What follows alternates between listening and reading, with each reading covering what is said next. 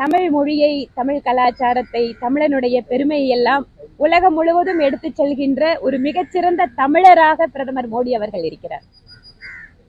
அதனால் திருமதி கனிமொழியினுடைய தந்தையார் செய்யாததை, திருமதி கனிமொழியினுடைய தமையனார் செய்யாததை, அது செங்கோலில் இருந்து தமிழ் மொழியினுடைய பெருமை இமயமலையில் பேசுகின்ற வரை பிரதமர் மோடி செய்து கொண்டிருக்கிறார். அவர் வீடெடுத்து தங்கினால் என்ன, அவர் எப்போதுமே தமிழர்களுக்கு நெருக்கமாக இருக்கிறார். தமிழகம் ஒவ்வொரு முறையும் பிரதமர் மோடி வருகின்ற பொழுது திராவிட முன்னேற்ற கழகத்துக்காரங்களுக்கு அப்பதான் தமிழை பத்தி எல்லாம் தெரியுது.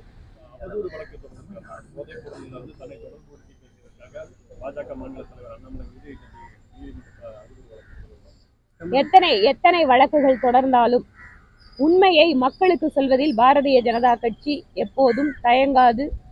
அதற்காக என்ன விதமான நடவடிக்கைகள் வந்தாலும் நாங்கள் சந்திக்க தயாராக இருக்கிறோம். மகளிர் உரிமை தொகை குறித்து குஷ்பு பேசியிருந்தாங்க. அதுக்கு தொடர்ச்சியா போராட்டத்தினர் போராட்டத்தில் ஈடுபடுறாங்க. அவங்க முதல்ல குஷ்பு அவர்கள் அவங்க தமிழ் மொழி இவ்வளவு தூரம் பேசுறது சிறப்பு. சில சமயம் அவங்களோட மொழி தாய்மொழி இன்னொன்னா இருக்கு, கத்துட்ட மொழி அப்படிங்கறதால அதுல சில நேரம் சொல்லக்கூடிய அர்த்தத்தை தான் பார்க்கணுமே தவிர அந்த வார்த்தைகளோட வச்சுட்டு அவங்கள குறை சொல்றது சரியில்லை. நன்றி. தமிழகத்துல அமல்படுத்தப்பட மாட்டாது அப்படிங்கிற மாதிரி. அதாவது சில துறைகள் மத்திய அரசுக்கு உரிமை இருக்கக்கூடிய துறைகள், நிதியோ பாதுகாப்போ அந்த மாதிரி. சட்டம் ஒரு சில துறைகள்ல ஏற்றலானா முழுமையான அதிகாரம் மத்திய அரசுக்கு தான் இருக்கு. அதனால ஒரு மாநில அரசு மத்திய அரசினுடைய சட்டத்தை நிறைவேற்ற முடியாதுன்னு சொல்ல முடியாது. இரண்டாவது, தமிழகத்திற்குள்ளேயே நான் அதான் நேற்று கூட உதாரணம் சொன்னேன். கோயம்புத்தூர்ல ஒரு எம்எல்ஏ கூட திமுக கிடையாது. தமிழக அரசு கொண்டு வர சட்டத்தை கோவை மாவட்டத்துக்குள்ள நிறைவேற்ற கூடாதுன்னு நாங்க சொன்னா நீங்க ஏத்துக்குவீங்களா? மேடம், இந்த தமிழகத்துல பெண்களுக்கு எதிரான கொலைகள் பாலியல் தொந்தரவுகள் இந்த மாதிரி நிறைய நடக்குது. இன்னைக்கு கூட தூத்துக்குடியில் ஒரு லேடி வெட்டி கொலை பண்ணியிருக்காங்க. இந்த மாதிரி தொடர்ச்சியா நடக்குது. அது போக போதை கலாச்சாரம் அதிகமா இருக்கு. ஜாபஸ் அதிகமாக நடக்கும். இதை பற்றி போதை கடத்தலுக்கு தலைவனாக செயல்பட்ட ஒரு நபர் தமிழகத்தினுடைய முதல் குடும்பத்திற்கு எவ்வளவு நெருக்கமாக இருந்திருக்கிறார் என்பதை ஏதோ அரசியல் கட்சிகள் இங்கு சொல்லவில்லை. அவர்களுடன் இருக்கின்ற புகைப்படங்கள், டிஜிபியே அவங்களோட இருக்கிற புகைப்படங்களை அவங்க தான் பதிவேற்றி வச்சிருக்கிறாங்க. அதை எடுத்துதான் எல்லாரும் சொல்றாங்க. அவர் இவ்வளவு நெருக்கமாக இவ்வளவு தூரம் இவர்களுக்கு உதவி செய்பவராக, அதுதான் நம்ம கவனிக்க வேண்டிய விஷயம். ஜாஃபர் சாதிக் முதல் குடும்பத்தோடு எவ்வளவு நெருக்கமாக இருந்திருக்கிறார், எவ்வளவு உதவிகளை அவர் செய்திருக்கிறார் என்பதை பார்க்க வேண்டும். அதனால்தான் சொல்கிறோம், முதலமைச்சர் இதற்கு விளக்கம் அளிக்க வேண்டும் என பாரதிய ஜனதா கட்சி தொடர்ந்து கேட்டுக்கொண்டிருக்கிறது. நீங்கள் பெண்களுக்கு எதிரான குற்றங்களை பற்றி சொன்னீங்க. தமிழகம் அதிகமாக பெண்களுக்கு எதிரான குற்றம் நடக்கின்ற மாநிலமாக மாறிக்கொண்டிருக்கிறது. ஒவ்வொரு நாளும் ஏதோ ஒரு ரூபத்தில் பெண்களுக்கான பாதுகாப்பு இங்கு கேள்விக்குறியாகி கொண்டிருக்கிறது.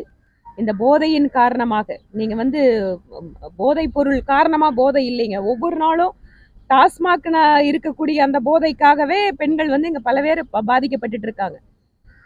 அதனால் தமிழகம் என்பது இப்போது போதை கலாச்சாரத்திற்கு பெண்களுக்கு எதிரான குற்றங்களுக்கான மாநிலமாக சிறிது சிறிதாக மாறிக்கொண்டு வருகிறது. இதைத்தான் திராவிட மாடல் என்று அவர்கள் கூறிக்கொண்டிருக்கிறார்கள் போல இருக்கிறது. முதலமைச்சர் மத்திய அரசு என்ன திட்டங்களை நாங்க தடுத்தோம் அப்படின்னு சொல்லி முதலமைச்சர் எதிர்கட்சியாக இருந்த போது திராவிட முன்னேற்ற கழகம் எந்தெந்த திட்டங்களை எல்லாம் எதிர்த்தது அப்படின்னு சொல்லிட்டு பட்டியல் போட்டு சொல்ல முடியும். நீங்க சென்னை சேலம் 8 வழிச்சாலை இன்னைக்கு உங்களோட அமைச்சர் என்ன சொல்றாரு, நெடுஞ்சாலைத்துறை அமைச்சர் அதை நிறைவேற்றுறோம்னு சொன்னாரு. எதிர்கட்சியா இருந்த போது மக்களை திரட்டி ஆர்ப்பாட்டம் பண்ணி அந்த திட்டத்தை தடுத்தது யாரு? மக்கள் கிட்ட போய் சொன்னது யாரு? நாங்க முதல் கையெழுத்து நீட்டுக்கு எதிராக போடுவோன்னு சொன்னீங்க. நீங்க 3 வருஷம் ஆச்சு. என்ன ஆச்சு? இது பொய் வாக்குறுதி இல்லையா? நீங்க கொடுக்குற பொய் வாக்குறுதி. ஆனா எங்களை பார்த்து நீங்க வாட்ஸ்அப் யூனிவர்சிட்டின்னு பேசுறீங்க. இந்த மாதிரி ஒவ்வொரு திட்டத்தை எடுத்து நவோதயா பள்ளிகளுங்க, நவோதயா பள்ளிகள் நாடு முழுக்க ஏழை குழந்தைகளுக்காக மத்திய அரசு ஒரு தரமான இலவசமான கல்வியை வழங்கக்கூடிய நவோதயா பள்ளிகளை இத்தனை நாள் வரைக்கும் நீங்க தமிழ்நாட்டில் அனுமதிக்காம இருக்கீங்களே. ஆனால் தமிழகத்திற்கு கிடைக்கக்கூடிய நிதி என்பது ஒருபோதும் எங்கேயுமே தள்ளி வைக்கப்படுவதில்லை. நீங்க தூத்துக்குடியில மழை வெள்ளத்தின் போது கூட தேசிய பேரிடர் நிவாரண நிதியிலிருந்து உடனடியாக என்ன நிதி கொடுக்கணுமோ அது கொடுத்துருக்கு மத்திய அரசு. உங்களோட ஆதாரங்களை என்னென்ன பாதிப்புகள் கொடுத்துருக்கிறீங்க அதற்கு கொடுக்க வேண்டிய நிதி இங்க தமிழகத்திற்கு கொடுக்கப்படும். அதனால் தமிழகம் வளர்ச்சி அடைந்து ஒரு வேகமாக வளர்ச்சி அடைகின்ற மாநிலம். அதற்கு என்ன முக்கியத்துவம் கொடுக்கணுமோ மத்திய அரசு கொடுக்குது. டிஃபென்ஸ் காரிடார் கொடுத்தாங்க. உத்தரப்பிரதேசத்துக்கு அடுத்தபடியாக தமிழகத்திற்கு தான் டிஃபென்ஸ் காரிடார் கொடுக்கப்பட்டது. என்ன செஞ்சார் மோடி அப்படின்னு கேள்வி கேட்குறீங்க. இப்போ நீங்க தூத்துக்குடி எத்தனை வருஷம் அந்த இஸ்ரோ பெண்டிங் இருந்தது? இந்த பகுதி இப்ப என்ன மாதிரி ஒரு வளர்ச்சிக்கு வரப்போகுது?